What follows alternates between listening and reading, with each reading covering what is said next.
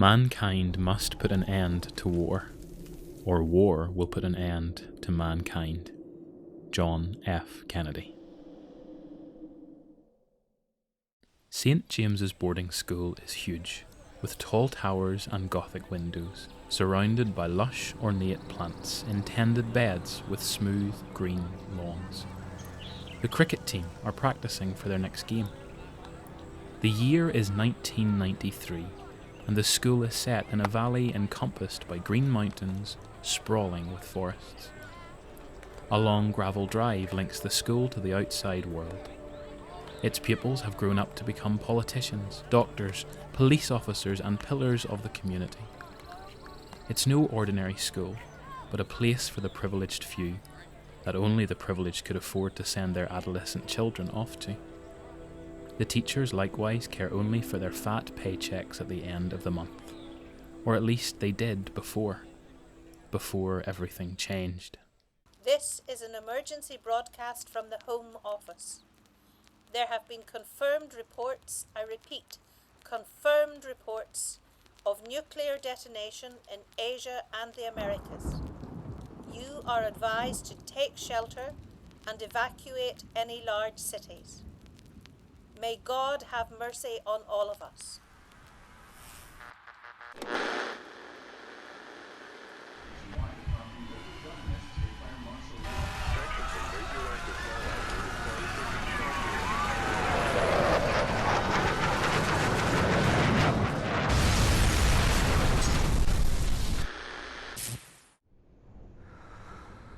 Fresh air in my lungs, pure water on my tongue, sprawling fields of gold through my fingers. I've heard mention of such wonders in the world before my time. Could these things still exist, somewhere beyond the mountains? Somewhere the grass still grows in sparkling water, as far as the eye can see, untouched by the radiation.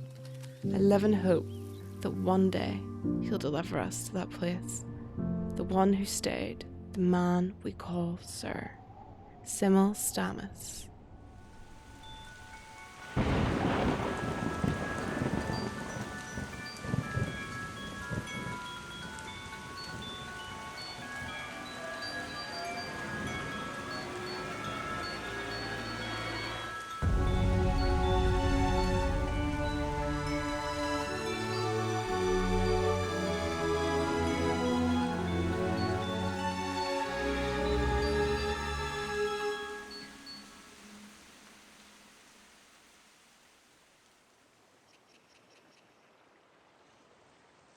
October 2005.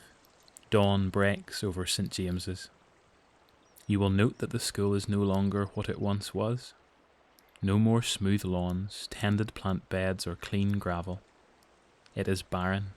The grass is dull and brown. The soil is grey, and several window panes are broken.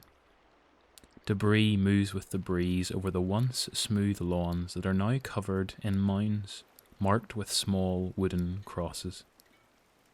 The school is dilapidated, and the front wall is covered in soot and scorch marks from a fire long burnt out. Sabrina, the young girl that yearns to meet the outside world. She sits on the cracked concrete steps. Her thighs feel cold and lifeless. She looks to be around 12. At ease, recruits! Gather round! Charles Banks, the headmaster that stayed with the pupils all this time. He is well built and carries an authoritative sense about him. Ex-military without a doubt. He sports an old, bedraggled beige bomber jacket accompanied by large brown boots, similarly rugged. More holes than leather, they have duct tape and fabric around them. Sabrina watches him give his graduation speech with her arms folded and lips pouted. He addresses the boys and girls of the school, now fully grown adults. About a dozen are lying shoulder to shoulder before him. They still wear their school ties and what remains of their tattered and rugged uniforms, similar to their hollow, sunken-in faces. Well done, squad. I am proud of each and every one of you. This day commemorates you as members of the elite front force. Today we witness the 57th reconnaissance mission at our home of St. James. Commander Jonathan Hunter and Lieutenant Sarah Smith We pray in the Lord's name you survive your mission and make it back home swiftly. This is a genuine salute, soldiers. 2 pupils with a hardened look about them exit through the main gates, held together by debris and a broken down school bus. Now, to conclude our ceremony, we remember all we have lived through. The world as we knew it is gone. For all we know, we're the last of humanity. But does that mean our lives are worthless? Does that mean there is no point in us still existing? Would you say that of our fallen classmates? What of their lives? Were they worthless? No, they were not. Because their sacrifice meant we could survive and their memory lives on in each of us. Our mission is to survive and rebuild the new world. And as our motto dictates, together we stand. Simul Stamus. Simul Stamus. Sabrina mouths the words of the headmaster mockingly, having heard the graduation speech many times before. She wishes to become just like her peers, to see the outside wastes. If only she wasn't so damn young. She stands, stretching her legs, numb with the cold, and lifts her tattered rucksack. It once belonged to her mum, who would carry her schoolbooks in it. Sabrina has filled it with stolen supplies from the resource storage cupboard. The first thing I think, looking at this place, is I'm growing up in a dump. It's overgrown with mould and smells like fusty old socks. No one even knows why we wear the ties, or why we still use the school motto. I think it helps people stay sane and keep hopeful, even though we never know if we'll survive the next winter. Survive. That's the only word they think about. Maybe there's more to life than survival. Hey, Sabrina. Elizabeth White, otherwise known as Snow because of her remarkable resemblance to Snow White. First in all the headmaster's training, survived every mission since the beginning. She's as elite as they come. Despite the age difference, she's the closest thing to a friend Sabrina has. Are you joining us tonight for the film? Sabrina? Yeah, should be. Sorry, Snow, I was miles away. Hey, look out! Hey, watch it! Whoa. Sorry, Snow. Johnny forgot his Geiger counter. Gotta go catch up with him and Sarah. Ugh, I'll have to sort that Marcus out. The tube. Anyway, I'm on front watch. I'll see you later, Sabrina. Wow, she's awesome. Built like a Valkyrie. I wish I could be as cool as her. Sabrina walks through the school courtyard. Makeshift fences of sheet metal, wire and large bins are propping up the fences. Towards the back of the school there's a large chicken house with wire mesh and 3 chickens clucking behind the wire. Maybe the last 3 chickens in existence. Doubt these will be enough to get us through the winter. Maybe I'll find more out there. Or someone my own friggin' age.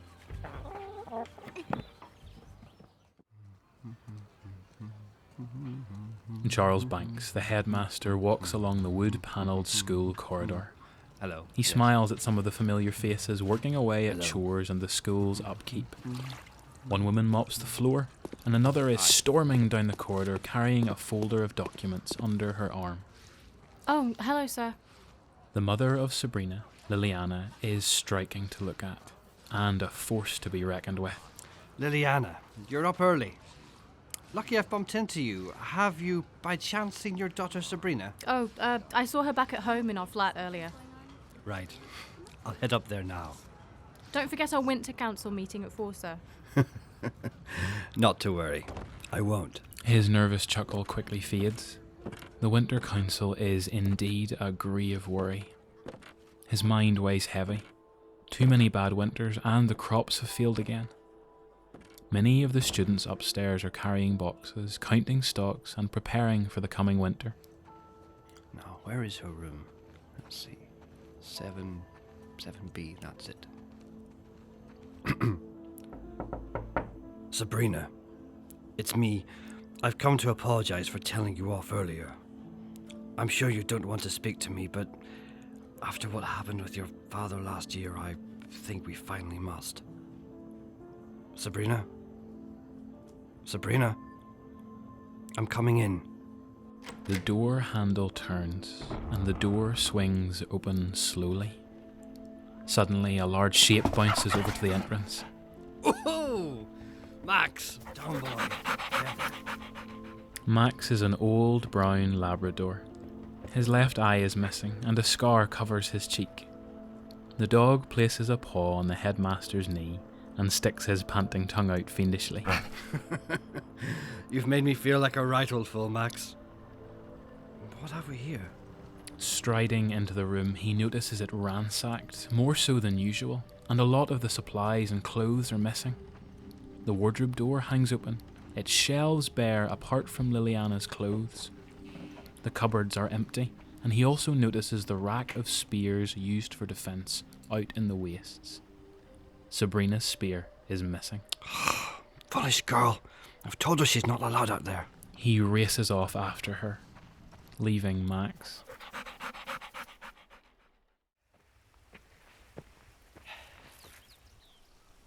Sabrina!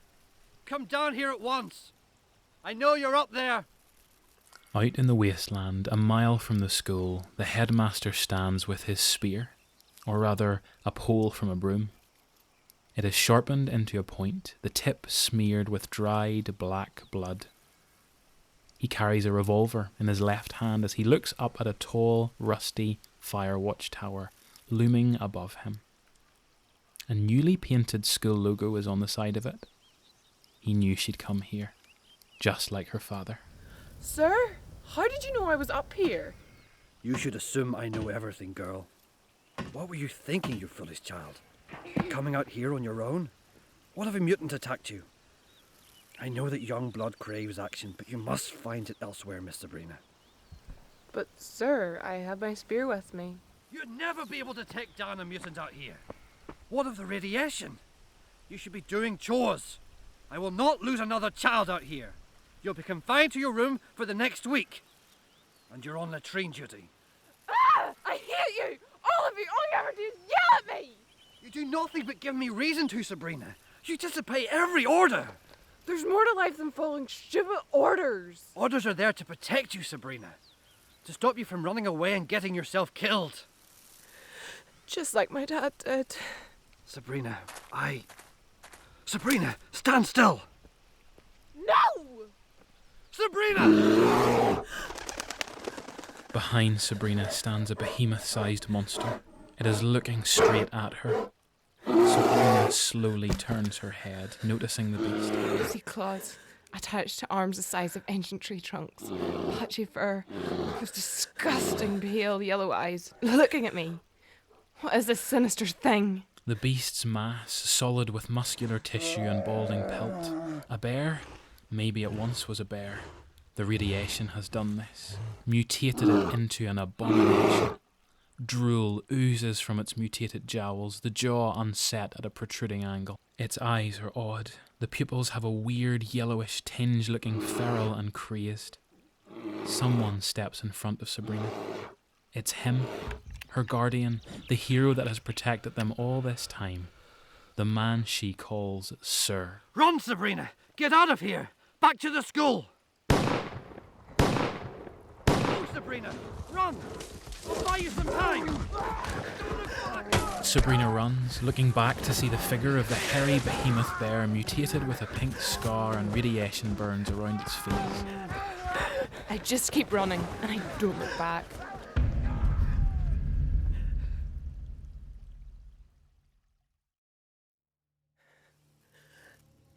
Midday. The air is warm and humid. Little Sabrina is shaking with fear beneath a rusty jeep. She wants nothing more than to get back to the school, but she cannot leave the headmaster alone out here. It has followed her. It can smell the fear bottled within her. Sabrina holds a hand to her mouth. She shakes violently beneath the rotted vehicle. The mutant has also caught her scent and begins to crawl in with her. It has grey-yellowish skin and radiation burns, dressed in old hiking clothing with a colourful pink vest. Sabrina knows all too well the radiation can make her very sick. She kicks at it with her foot as it grabs for her with flailing arms and its mouth agape. The bear pulls the mutant from beneath the car and stomps on it with both its front paws. Black goo expunges from its brain as whatever life the creature possessed is obliterated. Now's my only chance. The monster pushes the car with a swipe of its large, muscular paw. The radiation has mutated the bear into something fierce, ferocious, and more fearsome than any species of grizzly before. Somebody help! She rushes into the thicket of trees at the edge of the path. The bear pounds behind her, its fleshy mass vibrating with muscular power. She squeezes into a cluster of trees as mutated bugs squirm around her. I don't want to die! I don't want to die! You piece of shit! Get away from her! The headmaster drives his spear into the bear's abdomen with one arm.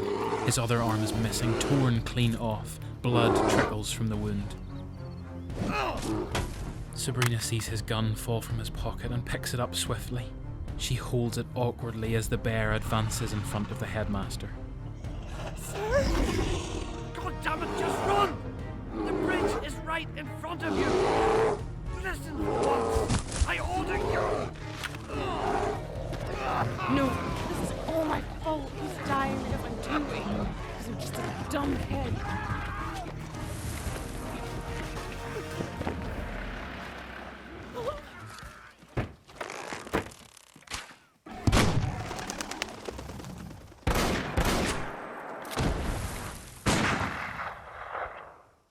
Shit, that was the last of our bullets.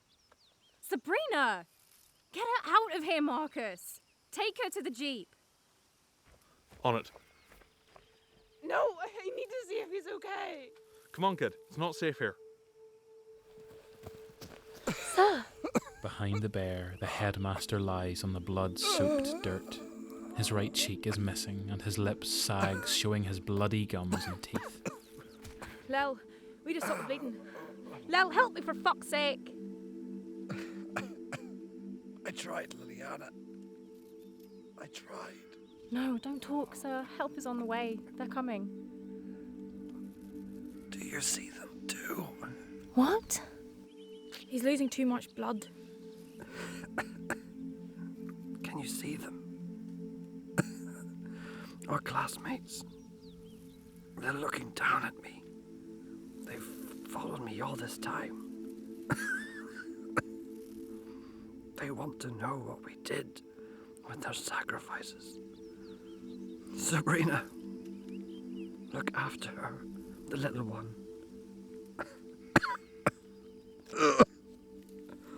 The next generation is all that matters. Mankind's fate is decided by them.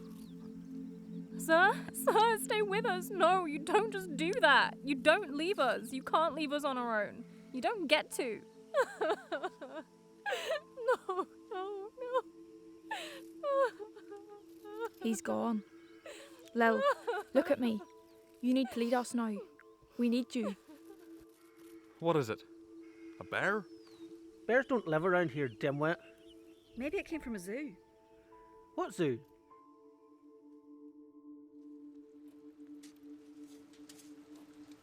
Back in St. James's, it's now night time. The students carry spears and makeshift weapons. One boy holds a cricket bat with the blade from an art room guillotine attached to it. Light flickers from burning torches, the light reflected in the green still water of the putrid outdoor pool. There's a rowdy cheer as two boys carry a deer tied by its legs to a wooden beam. 2 arrows protrude from its backside. However, the sense of melancholy hangs still in the air. The headmaster's mutilated corpse lays on a bed of makeshift broken wooden chairs, hay and twigs, his left arm missing. Sabrina, won't you join us? It's not good for you to be alone right now. Sabrina sits outside in the school courtyard, on the steps near the entrance. She is in shock, and her shirt and denim jacket is smeared with blood. She is slumped as if she carries the weight of 1,000 worlds on her back. Snow sits down beside her. What happened was not your fault. Sabrina, please say something. You have not spoken since we brought you back. Your mum worries. Don't make things more difficult for her. Make peace, little one. You should say your goodbyes like the rest of us. We all go through things differently, but believe me, you don't want to bottle this up. We're all here for you. Snow hugs Sabrina and walks off, joining the others. Sabrina clenches her fists, inhaling, ready to explode. Exhaling. It passes.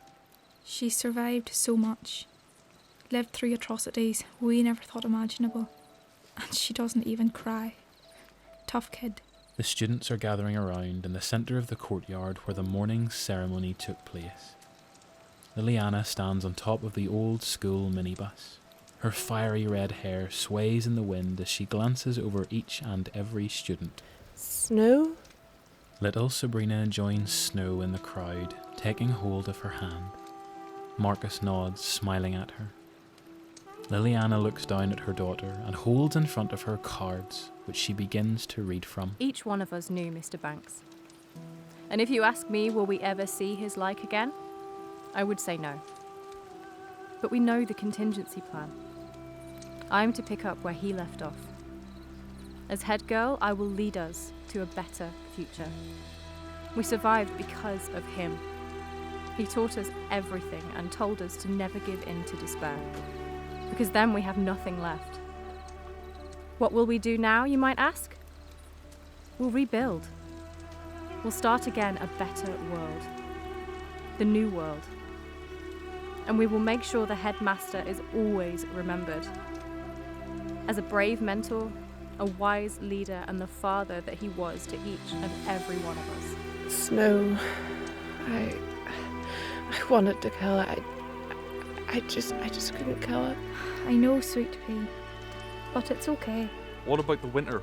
Johnny and Sarah aren't even back from the mission yet. We can't just sit here and do nothing. We will. But in the morning. Snow squeezes Sabrina's hand tightly. I never meant for any of this to happen. I'm sorry. So do all who live through such things. But it's not for us to decide. We didn't even know that thing existed here. Do not be sorry, Sabrina. Was he brave, kid? Was he brave at the end? Sabrina looks up at him with resilience. He was always brave. Liliana lights the large pyre of kindling with a torch dipped in oil. The flames lick around the headmaster's shredded clothes. Around the pyre, the pupils mourn the loss of their leader. Each of them remove their school ties and place them on the roaring pyre. Sabrina clenches her fist around her tie. She is not crying.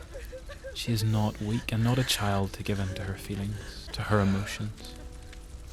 She stares into the flames swallowing the body, not crying. Outside the school, the light of the bellowing pyre dances in the reflection of the river below the mountainside. But on the ridge stands a large group of outsiders. Their leader witnesses the blaze through binoculars as he peers into the valley down at St. James's School. He's dressed in utility gear, gloves and a duct-taped hazmat suit. His face and bald head are tattooed and a gas mask is clasped to his belt. Each outsider is armed. Rifles and melee weapons are slung on their backs. What is it, boss? It's our new home. But we just have to take it first, and these two are going to help us. We'll never help you. Johnny, the student sent on a supply run, sits in the dirt beside his classmate Sarah. Both their hands are cable-tied, their faces bruised and beaten. Of course you will. The grizzled man crouches down, squeezing Johnny's face. He places a revolver to Sarah's forehead. Perhaps you just need some incentive.